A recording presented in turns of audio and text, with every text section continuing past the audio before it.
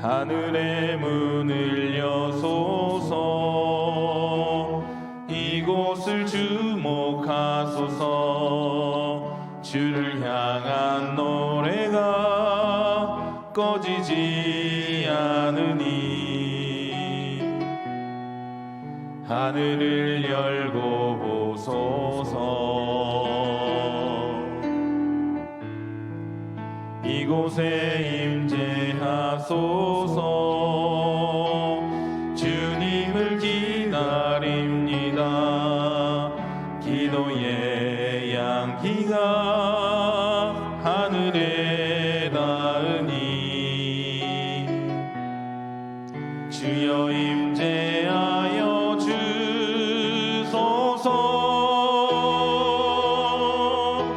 이곳에 오셔서 이곳에 앉으소서. 이곳에서 드리는 예배를 받으소서. 주님의 이름이 주님의 이름만이 오직 주의 이름만 이곳에 있습니다. 주께 힘을 얻고 그 마음에 시온의 대로가 있는 자는 복이 있나이다. 그들이 눈물 골짜기로 지나갈 때에 그곳에 많은 샘이 있을 것이며 이른 비가 복을 채워주나이다. 그들은 힘을 얻고 더 얻어 나아가 시온에서 하나님 앞에 각기 나타내리이다. 아멘. 사도신경으로 우리의 흔들리지 않는 신앙을 고백합니다. 전능하사 천지를 만드신 하나님 아버지를 내가 믿사오며 그 외아들 우리 주 예수 그리스도를 믿사오니 이는 성령으로 잉태하사 동정녀 마리아에게 나시고 본디오 빌라도에게 고난을 받으사 십자가에 못 박혀 죽으시고 장사한 지 사흘 만에 죽은 자 가운데서 다시 살아나시며 하늘에 오르사 전능하신 하나님 우편에 앉아 계시다가 저리로서 산자와 죽은 자를 심판하러 오시리라. 성령을 믿사오며 거룩한 공회와 성도가 서로 교통하는 것과 죄를 사하여 주시는 것과 몸이 다시 사는 것과 영원히 사는 것을 믿사옵나이다. 아멘. 찬송가 288장 찬양합니다. 288장.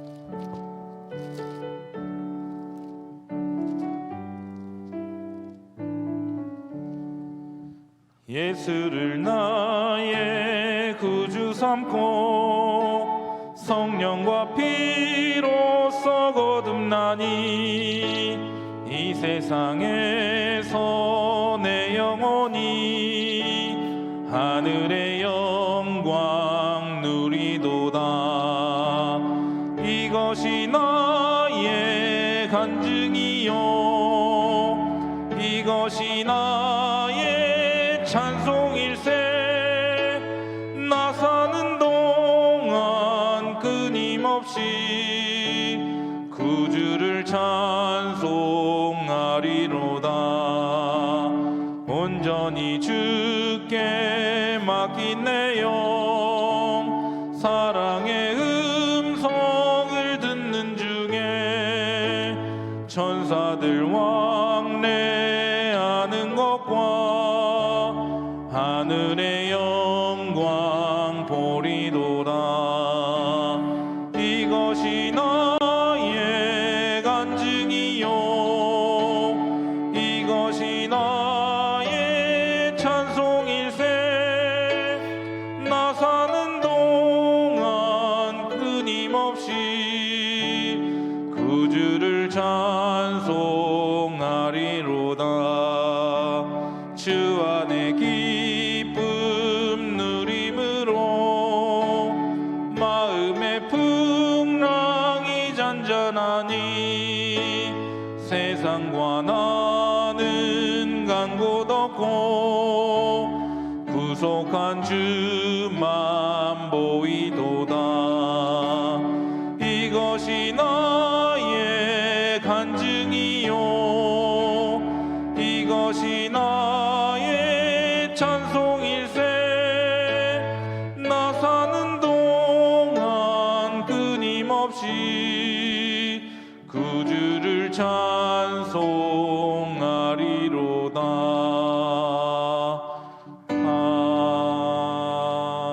아멘.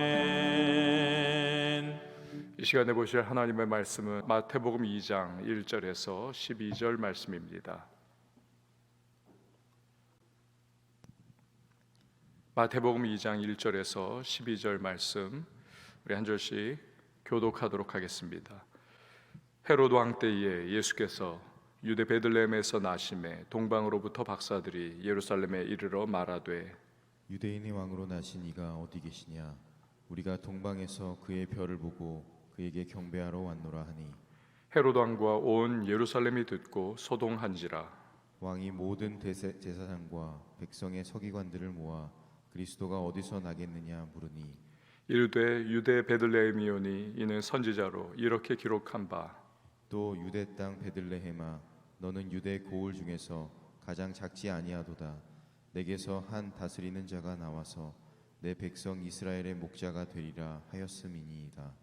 이에 헤롯이 가만히 박사들을 불러 별이 나타난 때를 자세히 묻고 베들레헴으로 보내며 이르되 가서 아기에 대하여 자세히 알아보고 찾거든 내게 고하여 나도 가서 그에게 경배하게 하라.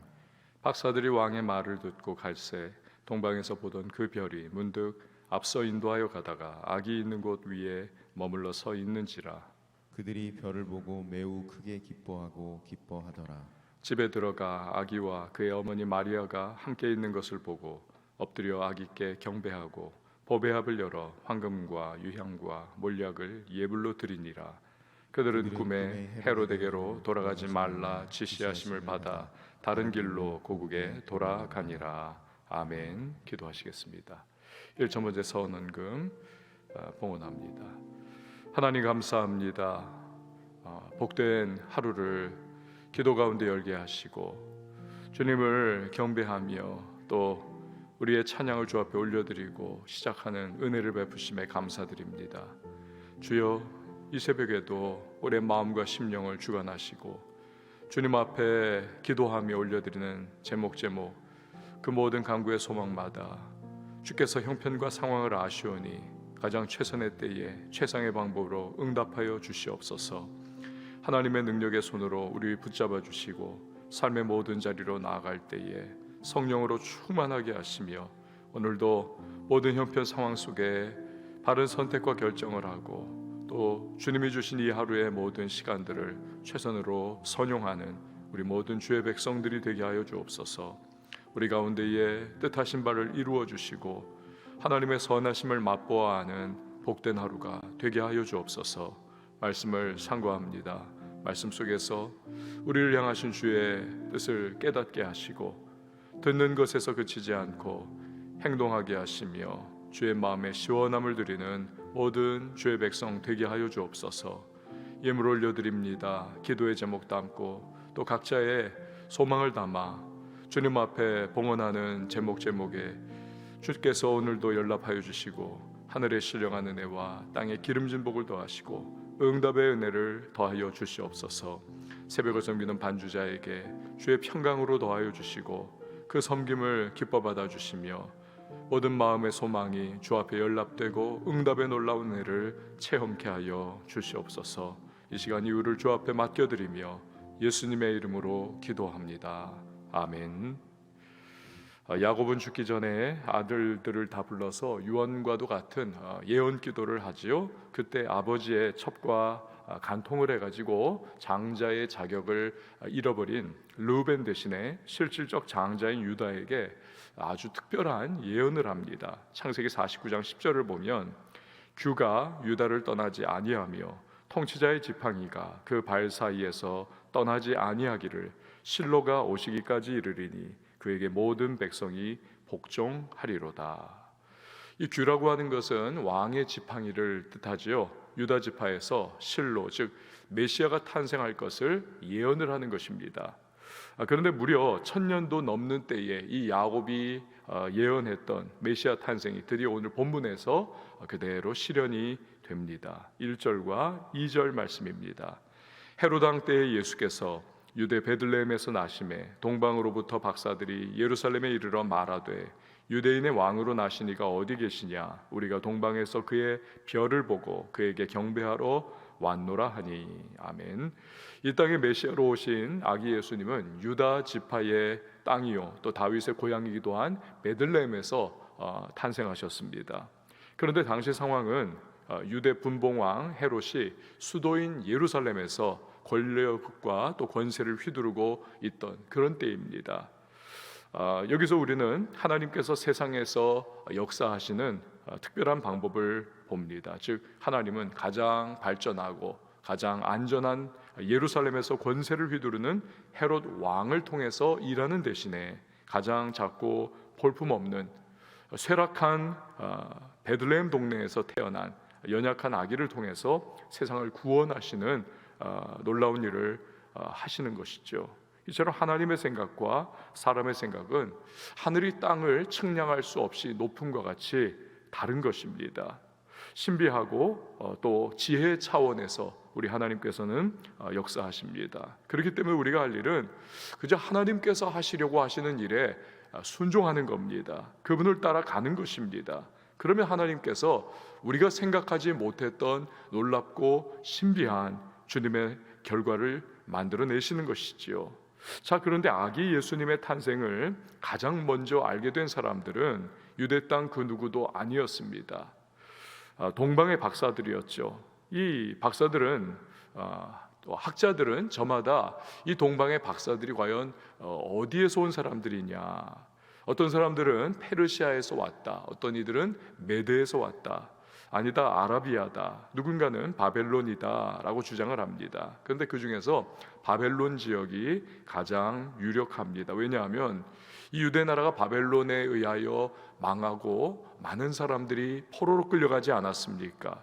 이후에 페르시아가 바벨론을 멸망시키면서 페르시아의 고레스 왕이 포로들에게 다 본국으로 귀환하도록 그렇게 칙령을 내립니다. 많은 유대인들이 돌아왔죠. 하지만 그러나 역시 또 많은 유대인들이 척박한 너무나 쇠락한 유대 땅으로 돌아가기를 주저합니다. 그래서 그냥 바벨론 그 땅에 그대로 머물러 뿌리를 내리고 살아갑니다. 그러면서 그들이 늘 하던 말이 뭐냐 하면 언젠가 저 유다 땅에 메시아가 오시는데 그는 유대를 구원을 하시고 온 열방에 복이 되실 것이다. 메시아 대망 사상을 전파를 하는 겁니다. 그러니까 이 박사들은 아마도 그 바벨론 땅에서 이 소문을 익히 알았을 것이고 들었을 것이고 점성술 등에 정통했던 그들은 전혀 새롭게 등장한 이 새로운 별을 보았을 때 유다 땅을 구원하고 온 세상을 복줄 바로 그 메시아가 오셨나 보구나 흥분된 마음으로 찾아 나섰을 것이라는 겁니다. 그래서 그들은 예루살렘까지 와가지고 유대인의 왕으로 나신 이가 어디 계시냐, 우리가 경배하러 왔다 수소문을 했던 것이죠. 그런데 이들의 등장은 예루살렘을 한마디로 뒤집어 엎어버렸습니다. 3절 말씀을 보세요. 헤롯 왕과 온 예루살렘이 듣고 소동한지라. 왜 헤롯과 온 예루살렘이 듣고 소동을 했습니까? 이 헤롯은 지금 나이가 약 70세 정도입니다. 그는요 자기 아들들이 자기의 왕좌를 노린다라고 하는 망상에 빠졌습니다. 과대 망상이에요. 그러니까 아들들과 아내를 죽여버리기까지 하는 미친 짓을 서슴지 않은 사람입니다. 그러니까 권력의 욕구가 그만큼 강렬했던 사람입니다. 아들들에게도 권력을 놓을 수가 나는 없다. 다 죽여버리는 거지요. 그러니 박사들이 나타나 버렸습니다. 유대인의 왕이 어디 있냐고 질문을 합니다. 난리가 나는 거죠. 헤롯은 헤롯대로. 그런데 또한 당시 예루살렘에 살던 유대 기득권층과 부유층들은 그들 나름대로 지금까지 안정된 삶을 누리고 있었습니다. 그들의 모든 삶이 너무나 이제는 평안한 겁니다. 그러니까 뭔가 지진이 일어나는 것과 같이 변화가 나타나는 것을 극도로 꺼리는 겁니다. 유대인의 왕이 어디 있느냐 이 말에 놀라고 자신들의 삶의 기반이 조금이라도 흔들릴까 봐 그들은 두려워했던 것이죠. 여러분 오늘날도 마찬가지입니다. 별이 나타난 것에 대해서 헤롯은 헤롯대로, 동방 박사들은 동방 박사대로, 기득권층은 기득권층대로 각자 다른 반응을 했지 않습니까? 그처럼 하나님의 말씀이 주어질 때에 어떤 사람은 저마다 자기 생각과 또 이해 득실에 따라서 다른 반응을 보입니다. 어떤 분들은 순종하는 반응을 보입니다. 어떤 분들은 기득권층이나 뭐 이러한 사람들, 편안했던 사람들이 그러했던 것처럼 말씀이 지금껏 편안하게 그냥 적당히 세상과 타협하면서 그 안에서 잘 살아가고 있던 내 삶을 혹여나 흔들까봐 말씀을 거부하는 그런 분들도 있습니다. 어떤 사람은 헤롯처럼 적극적으로 말씀을 대적하는 사람들도 있습니다. 지금 나는 과연 하나님의 말씀에 대해서 어떠한 입장과 태도를 가지고 있는가? 나는 어떻게 반응을 하는가? 정말 하나님께서 기뻐하실 모습으로 내가 말씀에 반응하는 그러한 삶을 살아가고 있는가? 아니면 하나님 말씀이 다가올 때 나는 이 말씀이 이거 내 삶과 또 사업과 나의 일터에서의 지금까지의 그럭저럭 내가 편안했는데 이거 참 이러면서 내가 내 하나님의 말씀을 내가 내 삶에서 밀어내고 있는 것은 아닐까? 우리 자신의 모습을 생각해 보는 그러한 모습, 우리의 상황이 필요하겠습니다. 하나님의 신실하심을 믿는 믿음이 있다면 우리는 주님의 말씀을 우리는 순종할 수가 있겠지요. 그럴 때 우리 삶의 영역에 하나님께서 놀라운 역사를 베풀어 주실 것입니다. 자, 4절에서 6절 말씀을 보시기를 바랍니다. 왕이 모든 대제사장과 백성의 서기관들을 모아 그리스도가 어디서 나겠느냐 물으니 이르되 유대 베들레헴이오니 이는 선지자로 이렇게 기록된 바 또 유대 땅 베들레헴아 너는 유대 고을 중에서 가장 작지 아니하도다. 내게서 한 다스리는 자가 나와서 내 백성 이스라엘의 목자가 되리라 하였음이니이다. 아멘. 헤롯은 벌써 이 유대인의 왕으로 나셨다는 이 아기를 살해할 마음을 먹은 거죠. 그래서 구약 성경에 대해서 해박한 지식을 가지고 있는 대제사장들과 서기관들에게 어디서 나겠느냐? 그래서 그들은 미가서 5장 2절에 의거하여 유대 베들레헴입니다. 즉각적으로 대답을 합니다. 이거 너무 잘 알고 있는 거죠, 이 사람들은 성경을. 여러분 여기서 대제사장들과 이 서기관들의 반응을 한번 생각해 보십시오. 이들은 동방 박사들이 유대인의 왕으로 나신 이를 알리는 별을 보고 저 먼 동방에서 예루살렘까지 찾아왔다는 소식을 들었습니다. 또 헤롯 왕이 어디서 나겠느냐 물었다는 것, 이것은 현재 이 상황이 절대로 그냥 아닌 것이 그런 것이냐, 해프닝으로 일어난 것이 결코 아니라는 것을 보여주는 것 아닙니까? 그렇다면 그 누구보다도 이들 대제사장들과 서기관들이야말로 구약에서 예언하신 이 메시아, 그가 과연 베들레헴에서 태어났다는 것을 그들은 알았을 거예요.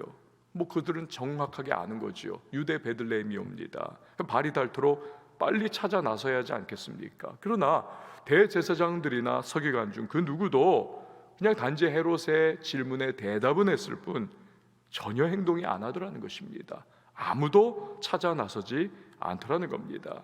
동방 박사들은 이방 땅에서 그 먼 길을 여행하면서 찾아오지 않았습니까? 그러나 아무 일도 이들은 하지 않고 냉담하더라는 것입니다. 도스토예프스키의 소설 까라마조프의 형제들을 보면 거기에 대신문관이 등장하는 그러한 부분이 있습니다. 엄청나게 하여튼 복잡하고 등장인물 많고 그냥 굉장히 굵은 그러한 전집이 아닙니까? 그런데 이 대신문관 부분이 있는 그 내용에 보면 16세기에 종교재판이 아주 끝부분임에도 불구하고 맹렬합니다. 그런데 최악의 일들이 그 스페인에서 이루어지고 있었는데 그 스페인의 세빌리아라고 하는 지역입니다. 여기에 이제 대신문관이 종교재판도 막 하면서 많은 사람도 하여튼 죽게 하고 그러는 일을 하고 있었습니다. 권세를 휘두르는 것이죠.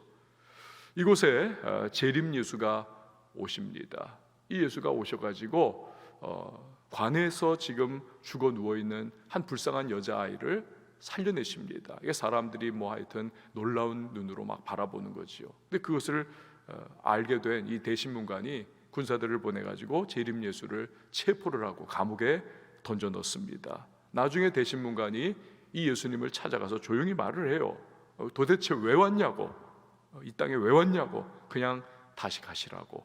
이유가 뭡니까? 자기의 지금 너무나도 권력을 휘두르고 편안하고 권세를 지금 마음껏 누리는 그 위치가 흔들릴까봐 그랬던 거지요.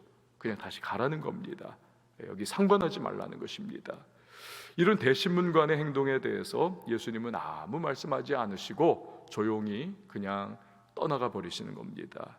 이게 대신문관의 그 요지 부분이에요. 예수님이 아기의 모습으로 오셨을 때 보였던 그 대제사장 서기관들의 모습과 너무나 흡사합니다. 신경 안 쓰는 거예요. 우리들은 그냥 여기에서 우리의 누리는 것이나 누리면 되지, 그거 우리하고 상관없다는 겁니다. 여러분, 이런 그들의 모습에서 우리가 무엇을 봅니까? 말씀을 아는 것과 유대 땅 베들레헴이옵니다. 이 말씀 아는 것과 말씀대로 사는 것, 그 말씀에 반응을 하는 것은 이거 별개의 문제라는 것입니다. 그들은 오실 메시아에 대한 말씀을 누구보다 잘 알았지만 정작 오신 메시아에 대해서는 그의 어떤 행동도 하질 않더라는 겁니다. 이 아이러니지요. 여러분, 우리는 어떤가요? 우리는 말씀을 많이 읽고 많이 공부하고 우리가 말씀을 많이 알면 마치 내 신앙이 깊은 것인 양 우리는 착각할 때가 있습니다. 정말 그렇습니까? 전혀 그렇지 않습니다. 야고보 사도는 바로 그 문제에 대해서 심지어는 극단적인 예를 들지 않습니까? 귀신들도 하나님은 한 분인 줄 안다는 겁니다. 믿고 떤다는 것입니다. 그러나 문제는 뭐냐? 귀신들은 하나님께 순종하거나 경배하거나 회개하지 않습니다. 여러분, 우리가 말씀을 안다는 것과 말씀대로 실천하고 행하는 것은 이것은 전혀 별개의 문제인 겁니다. 단지 말씀을 알지만 말씀대로 행하고 순종하지 않을 때 나타나는 병폐는 교만과 위선입니다. 바울은 고린도전서 8장 1절에서 그걸 경고하는 것입니다. 우상의 제물에 대하여는 우리가 다 지식이 있는 줄을 아나 지식은 교만하게 하며, 지식은 교만하게 한다는 것입니다. 실천이 없는 지식은 머릿속에서 그 사람을 지배하면서 그냥 교만에 빠지게 만드는 거죠. 또한 바리새인들처럼 위선으로 살아가게 만듭니다. 이거 주님이 참 싫어하시는 요소들만 골라서 갖도록 만드는 것, 이것이 실천이 없는, 순종이 없는 지식으로서만의 그 말씀이 그 사람을 사로잡을 때의 모습인 것입니다. 하나님의 말씀은 단지 지식 습득을 위해서 주신 것이 결코 아닙니다. 말씀은 순종하고 그대로 행하라고 주신 것이지요. 그럴 때 말씀의 능력이 살아 움직이고 내 삶에서 역사하면서 나를 주님께서 기뻐하시는 모습으로, 겸비한 모습으로, 하나님의 뜻을 위하여 헌신하는 모습으로 변화시켜 가는 것이지요. 순종과 행함을 통해서 말씀은 삶을 뒤바꾸어 주시는 역사를, 그리고 은혜를 일으켜 주시는 겁니다. 점점 예수님 닮은 신앙 인격의 사람으로 변화시켜 주시는 겁니다. 또한 하나님을 아는 것은 단지 말씀을 아는 것에서 얻어지는 것이 아니라 말씀을 순종할 때 살아계신 하나님의 능력을 우리는 알아가게 되는 것입니다.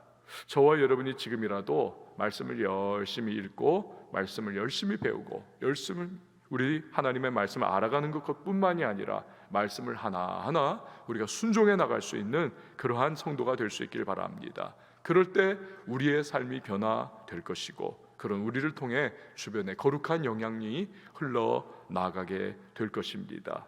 자, 7절에서 8절 말씀을 보세요. 이에 헤롯이 가만히 박사들을 불러 별이 나타난 때를 자세히 묻고 베들레헴으로 보내며 이르되 가서 아기에 대하여 자세히 알아보고 찾거든 내게 고하여 나도 가서 그에게 경배하게 하라.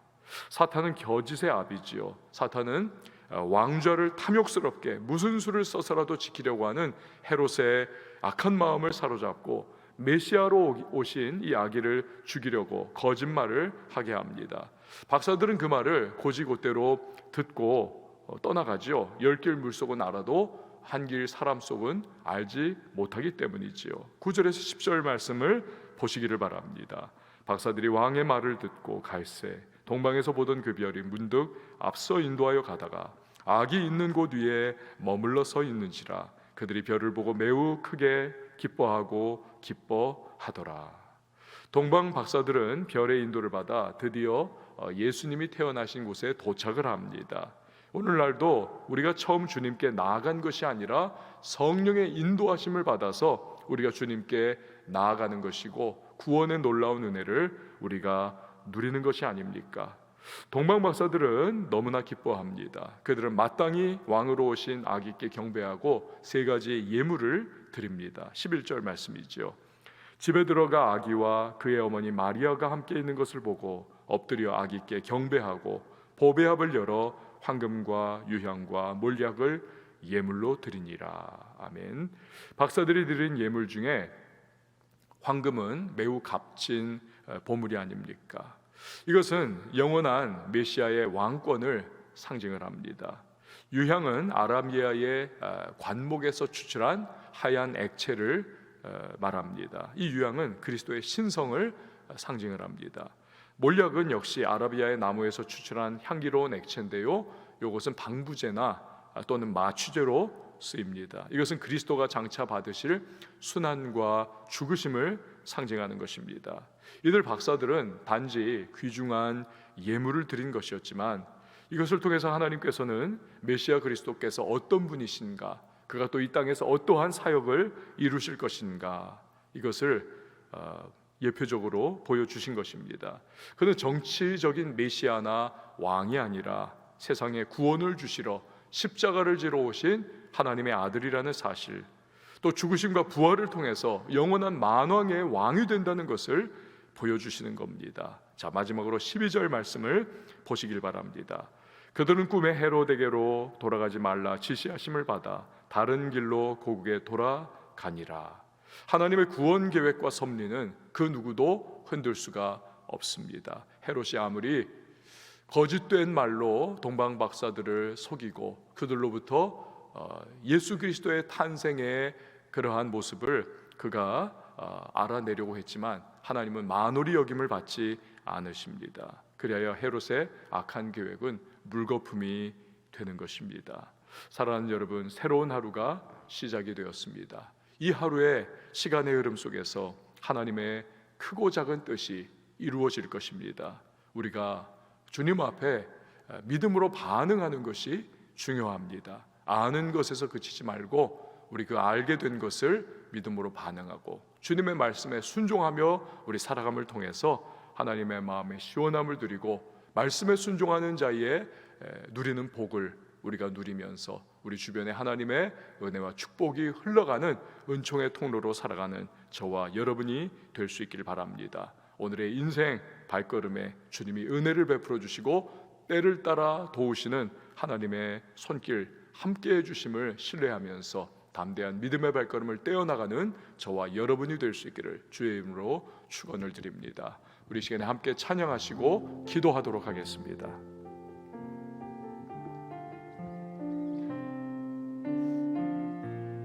은혜 아니면 살아갈 수가 없네.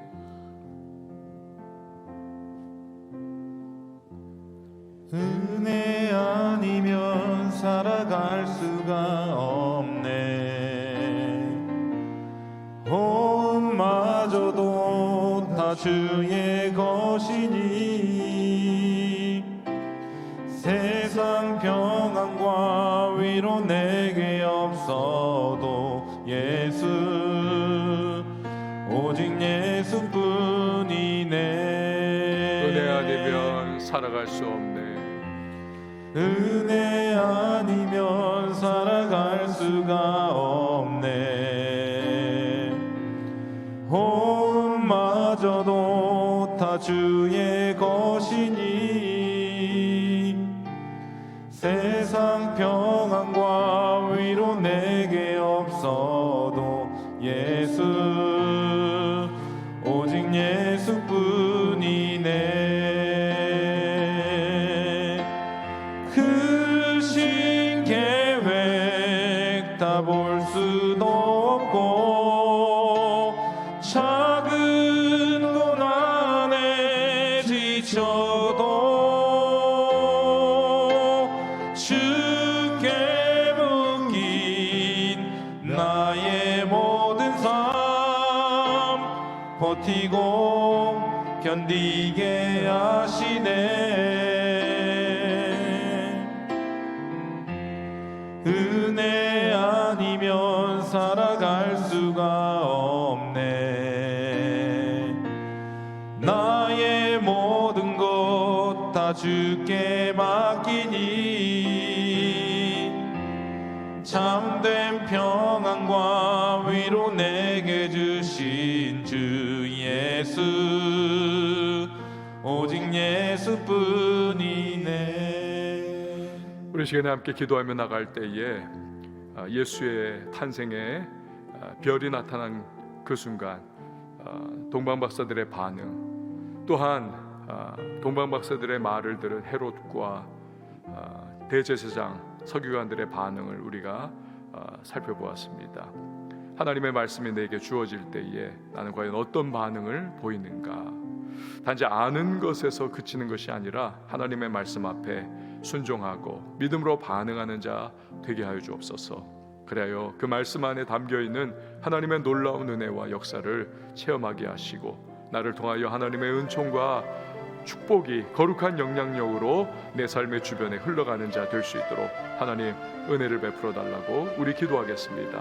우리 성령으로 충만해야만 하겠습니다. 하나님의 은혜로 충만하게 하시고 성령의 기름 부으신 가운데 우리 전신갑주 입고 마귀의 유혹과 거짓과 속임수와 모든 나를 향한 공격 가운데서도 담대한 믿음의 발걸음으로 두 발을 디디고 하나님 든든하게 서게 하시고 돌파의 하나님 인생을 살아갈 수 있도록 도와달라고 우리 기도하며 나가십시다. 오늘도 가지고 있는 여러분의 기도의 제목과 간구의 소망을 주님 앞에 아뢰면서 기도할 때에 가정을 위하여 또 생업의 현장을 위하여 자녀를 위하여 기도해 주시고요.